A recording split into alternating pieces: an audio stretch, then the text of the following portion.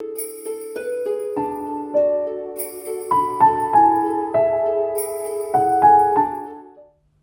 peux vous dire qu'on a intérêt, notre véritable intérêt, il est là. Il est dans l'œuvre de la nation essénienne, il n'est pas ailleurs. C'est là qu'on aura des résultats et des accomplissements, je vous dis, qu'on ne peut même pas imaginer. Il ne faut pas penser être limité que à cette vie-là. Ne vous pensez pas vous-même que dans cette vie-là. C'est limité comme pensée. Il faut se penser dans l'infini, dans un chemin qui est sans limite. Alors je dis, dès notre prochaine vie, faut le savoir, non mais c'est important, ça donne de la force aussi, je pense. Ça donne du courage, on a besoin de courage dans la vie, on a besoin de force, de choses qui nous donnent de la force. Alors, c'est ce dont je vous avais parlé une fois, je vous avais partagé une prise de conscience, parce que c'était une parole que je comprenais que c'était un mystère, cette parole de notre maître Olivier, mais je n'arrivais pas à la comprendre, j'ai mis des années à la comprendre. Quand il nous avait dit, voilà, vous vivez votre dernière incarnation. Et à d'autres moments, je vous parlais dans la première conférence du paradoxe. Un maître va te dire une chose et ce qui peut sembler son contraire. Et tu vas dire, mais c'est contradictoire. Mais non, c'est pas contradictoire, c'est une énigme que le maître t'envoie pour que tu médites. Voilà. Et donc il avait dit ça, d'une part, vous vivez votre dernière incarnation, et après il parlait de préparer vos futures incarnations. Donc donc on en aura plusieurs. Oui, mais t'as dit que c'était notre dernière. Oui, non, mais réfléchis. T'as la réponse, mais c'est pas à moi de te la donner. Tu cherche, médite. Et oui, c'est notre dernière incarnation dans le sens de cette évolution, si vous voulez, de l'homme tel qu'il est conçu, de cet homme de la chute. Soit il va continuer vraiment en allant vers le néant, soit il va entrer dans une autre évolution. Donc on est au début d'une nouvelle évolution. Donc oui, on est à la fin, c'est comme notre dernière incarnation dans ce monde mortel. Et si on fait notre chemin correctement jusqu'au bout, c'est surtout jusqu'au bout. C'est la fidélité, c'est une vertu absolument fondamentale pour un disciple.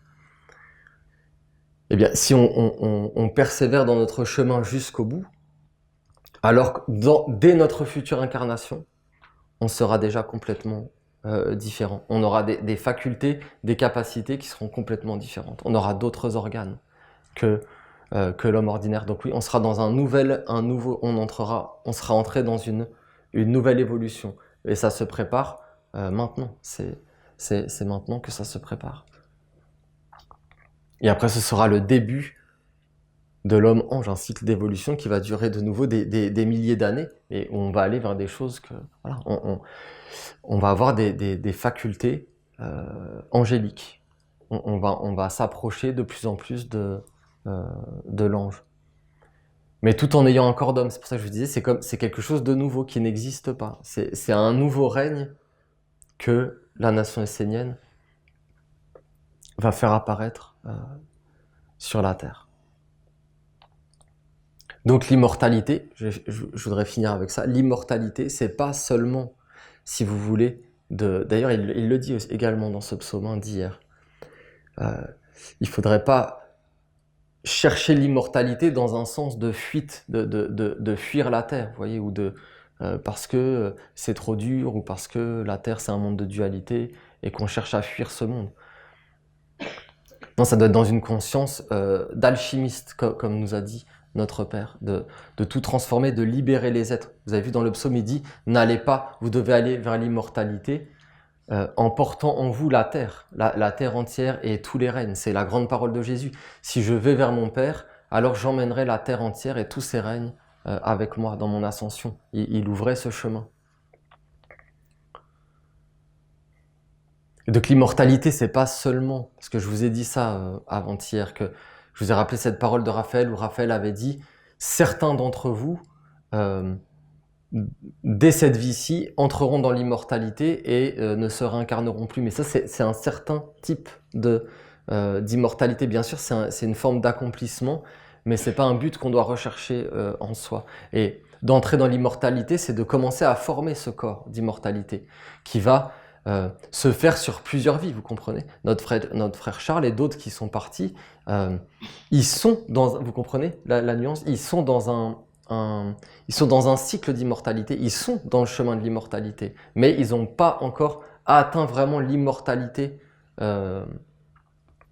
dans la perfection, dans un aboutissement, un accomplissement d'un corps parfaitement constitué et qui peut devenir comme un organe de Dieu dans l'autre monde. Ils doivent revenir sur la terre et beaucoup d'entre nous, il avait dit que c'était une minorité, hein, qu'une minorité d'entre nous atteindrait l'immortalité dans ce côté-là de devenir des immortels de l'autre côté. Mais c'est pas, comme je vous dis, il n'y a pas de supérieur ou d'inférieur. Ce qui est important, c'est qu'on entre de notre vivant dans cette vie-ci, sur ce chemin de l'immortalité, qui va se faire et se dessiner et s'accomplir sur plusieurs vies. Parce que l'immortalité, pour nous, les Esséniens, c'est lié à cette pierre verte, c'est lié à ce principe de la mémoire, c'est d'être dans une continuité de conscience et de vie.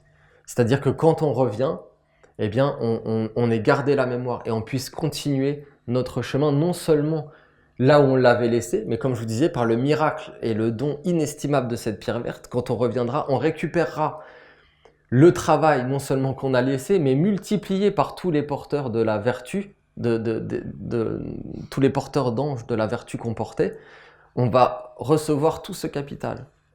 Par exemple, notre frère Charles, il portait l'ange de l'intelligence.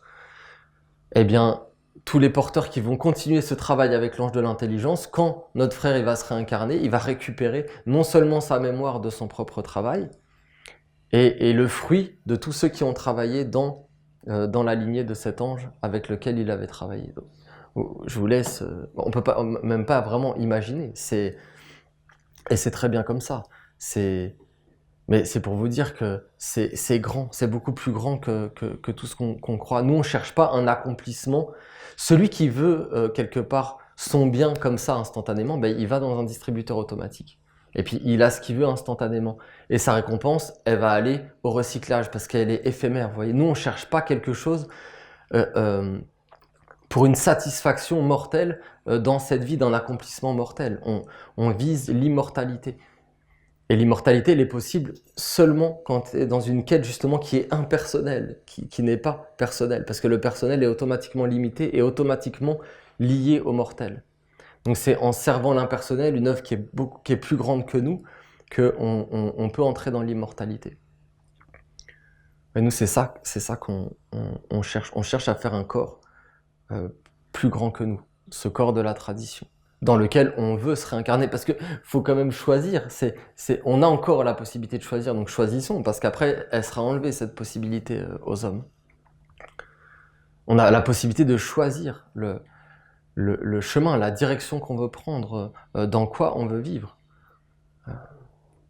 Je sais pas vous, mais j'ai envie, je veux pas trouver autre chose que la nation essénienne quand je me réincarne. Je veux vivre dans ce corps et dans la continuité du travail qui a été fait et dont on n'est encore qu'au début. Donc c'est rare hein, des opportunités comme ça. Faut en être conscient.